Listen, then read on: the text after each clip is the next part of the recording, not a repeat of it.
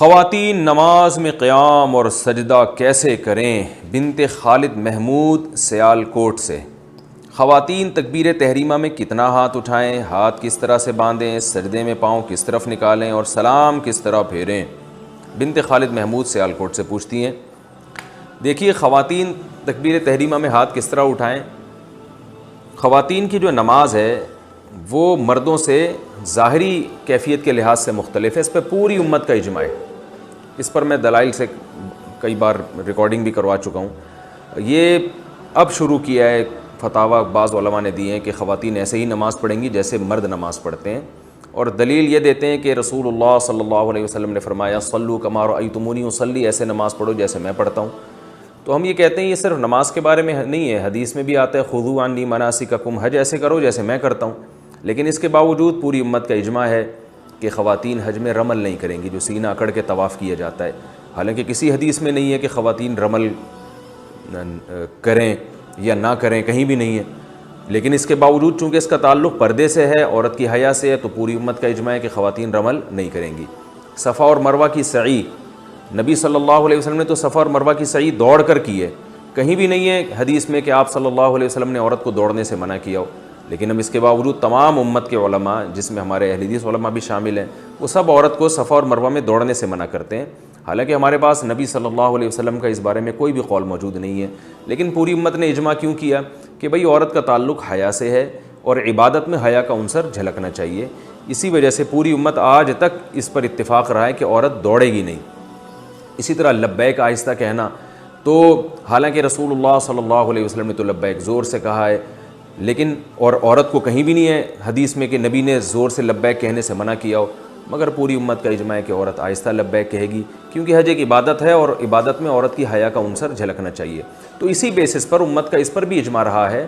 کہ اگرچہ حدیث میں صراحتاً نہیں ہے کہ عورت سمٹ کے نماز پڑھے، لیکن پوری امت کا اجماع رہا ہے کہ عورت سمٹ کے نماز پڑھے گی، مردوں کی طرح چوڑی ہو کے کشادہ ہو کے نماز نہیں پڑھے گی جیسے مرد سجدہ کرتے ہیں یا مرد رکوع کرتے ہیں۔ اس میں امام ابو حنیفہ، امام شافعی، امام احمد بن حنبل،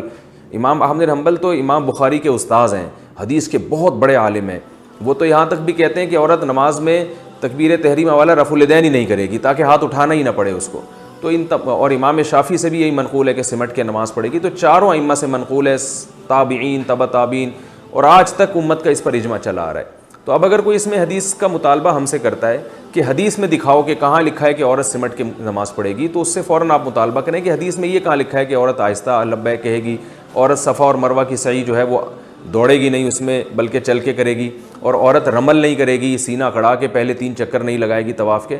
تو جیسے وہاں حدیث نہیں ہے امت کا اجماع ہے، تو ایسے یہاں بھی حدیث نہیں ہے امت کا اجماع ہے۔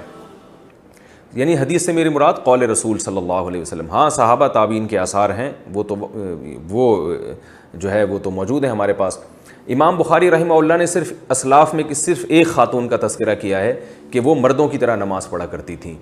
تو اس سے صاف پتہ چلتا ہے کہ امام بخاری نے اسلاف کے جس دور کا تذکرہ کیا اس میں مردوں اور عورتوں کی نماز میں فرق مشہور تھا، تبھی تو امام بخاری کہہ رہے ہیں کہ فلاں خاتون مردوں کی طرح پڑھ رہی ہیں۔ تو پتہ چلا کہ اسلاف کے دور میں مردوں کی طرح نماز الگ تھی، عورتوں کی طرح الگ تھی۔ تو اس سے صاف پتہ چلتا ہے کہ ان عورت کے علاوہ جتنی عورتیں تھیں اسلاف میں، صحابہ اور تابعیہ، وہ ساری عورتوں کی طرح نماز پڑھ رہی تھیں۔ تو اس لیے امام بخاری نے صرف ایک خاتون کا تذکرہ کیا ہے، تو باقی تمام ان کے اپوزٹ چل رہی تھی اور وہ عورتوں کی طرح سمٹ کے نماز پڑھ رہی تھی۔ یہ وہ دلائل ہیں جن کا انتہائی احترام کے ساتھ اہل حدیث علماء کے انتہائی احترام کے ساتھ یہ وہ دلائل ہیں جن کا ہمیں اس جواب نہیں ملتا۔ تو اس لیے یہ پوری امت کا اجماع ہے کہ خواتین جو ہے وہ سمٹ کے نماز پڑھیں گی۔ بعض حضرات تو اس میں تشدد برتتے ہیں اور حنفیہ کو بہت لتاڑتے ہیں کہ انہوں نے حدیث کی مخالفت کی اور عورت کو حکم دیا ہے کہ وہ سمٹ کے نماز پڑھے، حدیث کی مخالفت کی ہے۔ لیکن عجیب بات ہے کہ یہی حضرات امام احمد بن حنبل پہ کیوں اعتراض نہیں کرتے، یہ حضرات امام شافعی پہ کیوں اعتراض نہیں کرتے؟ امام احمد بن حنبل اور امام شافعی تو یہ حدیث اپنی مسند میں لے کر آئے ہیں کہ صلوا کما رأیتمونی اصلی، ایسے نماز پڑھو جیسے میں پڑھتا ہوں، اس کے باوجود اس کے خلاف فتویٰ دے رہے ہیں، اس لیے کہ انہوں نے اپنے زمانے میں دیکھا ہے، پوری امت کو ایک تواتر سے ایک عمل کرتے ہوئے دیکھا ہے، اور رسول اللہ صلی اللہ علیہ وسلم کی صحیح حدیث ہے لا تجتمع امتی علی ضلالہ، میری امت گمراہی پہ جمع نہیں ہوگی۔ یہاں تک کہ جو اہل حدیث حضرات ہندوستان میں 150 سال پرانے جو فتاویٰ ہمیں ملتے ہیں اس میں اہل حدیث کی کتابوں میں بھی یہی لکھا ہوا ہے کہ عورتیں سمٹ کے نماز پڑھیں گی۔ تو یہ اس دور میں ایک میں سمجھتا ہوں کہ ایک نیا فتویٰ ہے جو چل پڑا۔ غلطی ہر انسان سے ہوتی ہے، لیکن ہمیں امت کے جو اجماعی مسائل ہیں ان میں انحراف نہیں کرنا چاہیے۔ اور خود حدیث سے بھی ثابت ہے کہ پردے کے معاملے میں عورت کا حکم مرد سے مختلف ہے، جیسے کہ رسول اللہ صلی اللہ علیہ وسلم نے ارشاد فرمایا عورت کی گھر کی نماز مسجد کی نماز سے بہتر ہے۔ کیوں؟ گھر میں پردہ زیادہ ہے۔ نبی صلی اللہ علیہ وسلم نے یہ بھی ارشاد فرمایا کہ عورت کے اندر گھر کے کمرے کی نماز صحن کی نماز سے بہتر ہے، حالانکہ وہاں کوئی دیکھنے والا نہیں ہے، کوئی نامحرم تھوڑی ہے، عورت کا اپنا گھر ہے۔ میں اس لیے کہہ رہا ہوں کہ بعض علماء یہ کہتے ہیں کہ بھائی اگر اکیلے میں عورت نماز پڑھ رہی ہے تو پھر بھی اس کو سمٹ کے نماز پڑھنے کا حکم کیوں دیا جاتا ہے، حالانکہ وہاں تو دیکھنے والا کوئی نہیں ہے۔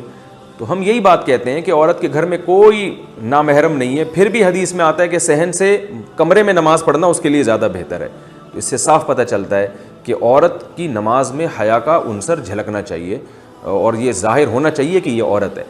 حدیث میں یہ بھی آتا ہے، آپ صلی اللہ علیہ وسلم نے فرمایا التسبیح للرجال والتصفیق للنساء،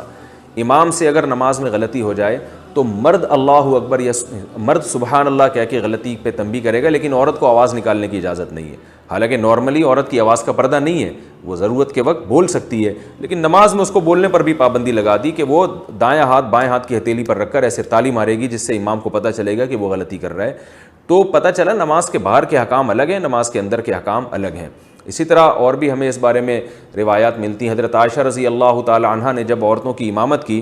تو بالکل صف کے بیچ میں کھڑے ہو کر نماز پڑھائی ہے، حالانکہ امام تو آگے کھڑا ہوتا ہے، عورت کی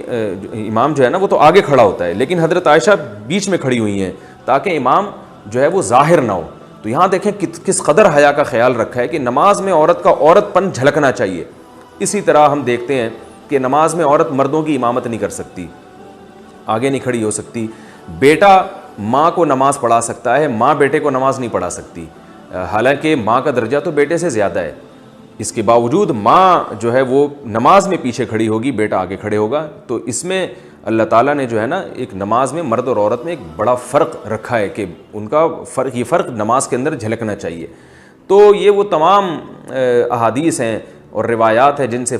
تمام فقہاء نے استدلال کیا ہے کہ بھئی اس سے صاف پتہ چلتا ہے کہ عورت اور مرد کی نماز کی جو ظاہری کیفیت ہے اس میں بہت زیادہ فرق ہے، وہ فرق جھلکنا چاہیے نماز کے اندر۔ اور یہ تواتر سے اجماعی مسئلہ چلا آ رہا ہے،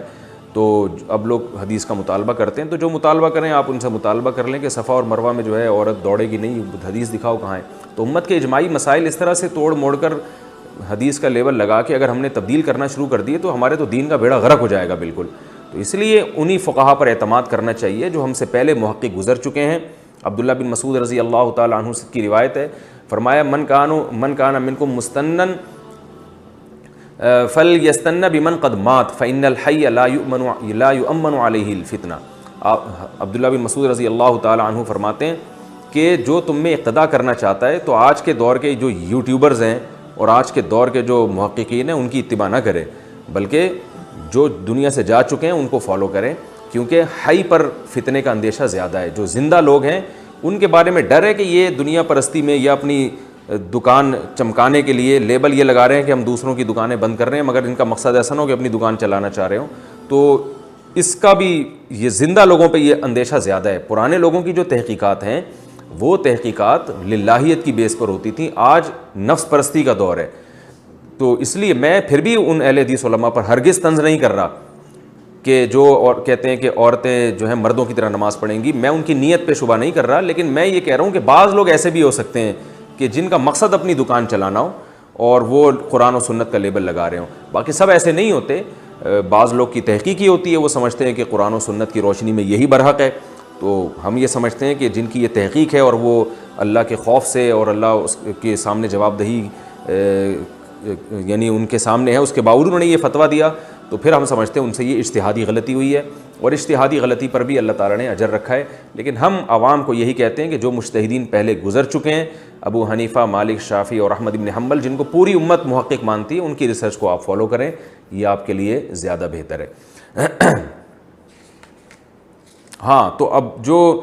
بات یہ کہ اصل تو یہ کہ عورت سمٹ کے نماز پڑھے گی۔ اب سمٹنے کی کیفیات کیا ہوں گی، ان میں فقہاء کا اختلاف ہے یہ میں اس لیے کہہ رہا ہوں کہ بعض لوگ کہتے ہیں کہ یہ کون سی حدیث میں لکھا ہے کہ عورت سینے پہ ہاتھ باندھے گی، یہ کون سی حدیث میں آتا ہے کہ عورت سجدے میں دائیں طرف پاؤں نکال کے بیٹھے گی، یہ کون سی حدیث میں آتا ہے کہ تشہد میں عورت دائیں طرف پاؤں نکالے گی یا بائیں طرف پاؤں نکالے گی، یہ کون سی حدیث میں آتا ہے کہ عورت رفع الیدین میں کندھوں تک ہاتھ اٹھائے گی اور مرد جو ہے نا وہ کانوں تک ہاتھ اٹھائیں گے۔ تو بھائی اب ہر چیز پہ الگ سے حدیث کا مطالبہ کرنا یہ غلط ہے، اس لیے کہ جب سمٹنا ثابت ہو گیا امت سے اور اجماع کا حجت ہونا وہ حدیث ہی سے ثابت ہے کہ نبی صلی اللہ علیہ وسلم فرما چکے کہ میری امت گمراہی پہ جمع نہیں ہو سکتی، تو اب وہ میں تذکرہ نہیں ملتا، لہذا اس میں رائے ہے، تو آپ جس کی رائے کو فالو کریں وہ آپ کے لیے بہتر ہے۔ تو امام کے جو ہے اس کے مطابق جو ہے، کیونکہ کندھوں تک ہاتھ اٹھانے میں جو ہے وہ یعنی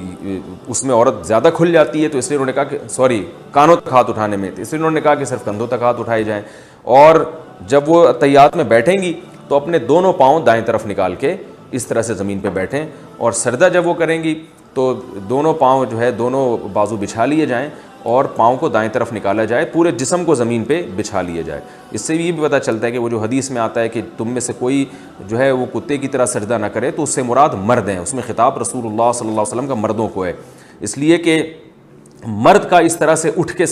زمین پہ سمٹ کے سجدہ کرنا یہ سستی اور کاہلی کی علامت ہے، اس لیے آپ صلی اللہ علیہ وسلم نے اس کو پسند نہیں کیا، لیکن عورت کا اس طرح سے سمٹ کے سجدہ کرنا یہ سستی کی نہیں بلکہ اس کی حیا کی علامت ہے۔ عورت کا اپنے سرین جو ہے وہ کولے جو ہے وہ سردے میں اٹھانا اوپر کی طرف، یہ حیا کے بہرحال خلاف ہے۔ بعض حضرات نے یہ کہا ہے کہ عبداللہ بن عمر رضی اللہ تعالی عنہ نے سے روایت ہے کہ عورتیں آہستہ لبیک کہیں گی، لہذا ہم اس روایت کی وجہ سے عورتوں کو آہستہ لبیک کہنے کا کہتے ہیں،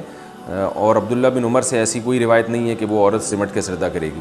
تو یہ یاد رکھیں عبداللہ بن عمر کی جو روایت جو بھی پیش کرے تو یہ ابن جریج مشہور مدلس ہے، ان کی مدلس روایت ہے، لہذا یہ روایت ضعیف ہے، پہلی بات تو یہ۔ دوسری بات یہ کہ اگر آپ قول رسول نہیں پیش کر سکتے تو پھر اسلاف کے اقوال تو ہمارے پاس بھی ہیں جس میں عورت کو سمٹ کے سجدہ کرنے کا حکم دیا گیا ہے، جیسے ابراہیم نخعی رحمہ اللہ تعالیٰ۔ اچھا، ابراہیم نخعی رحمہ اللہ سے ایک روایت یہ بھی ہے کہ عورت اور مرد کی نماز میں کوئی فرق نہیں ہے، اور ایک روایت یہ بھی ہے کہ عورت نماز میں سمٹے گی۔ تو بعض لوگ ان کی دوسری روایت پیش کرتے ہیں کہ ابراہیم نخعی جیسے جلیل القدر تابعی جن کا امام بخاری بھی بڑا تذکرہ کرتے ہیں، تو وہ یہ کہہ رہے ہیں عورت کی مرد کی نماز میں کوئی فرق نہیں ہے۔ تو یاد رکھیں یہ جو روایت ہے ان سے دونوں روایتیں، ایک روایت میں آتا ہے کہ وہ ابراہیم نخعی کہتے ہیں کہ عورت اور مرد کی نماز میں فرق نہیں ہے، ایک میں آتا ہے کہ فرق ہے، تو صاف پتہ چلتا ہے کہ اس روایت کا مطلب کچھ اور ہے، اس کا مطلب کچھ اور ہے۔ تو عورت اور مرد کی نماز میں فرق نہیں ہے، رکعتوں کے لحاظ سے، قرات کے لحاظ سے، تسبیحات کے لحاظ سے، جو مرد نے پڑھنا ہے وہی عورت نے پڑھنا ہے، جتنی رکعتیں اس نے پڑھنی ہے اتنی اس نے پڑھنی ہے، اس لحاظ سے کوئی فرق نہیں ہے۔ اور دوسری جو ابراہیم نخعی سے روایت ہے جس میں آتا ہے کہ فرق ہے، اس سے مراد ہے کہ ظاہری کیفیت کے لحاظ سے فرق ہے۔ میں اس لیے کہہ رہا ہوں ایسا نہ ہو کوئی ابراہیم نخعی سے وہ روایت پیش کر کے آپ اس سے متاثر ہوں اور کہیں کہ اچھا بھئی یہ تو ہمیں ان سے بھی ایک اسلاف کا قول مل گیا، تو ایسا نہیں ہے، اس قول کی کیا حقیقت ہے وہ میں نے آپ کو بتا دی۔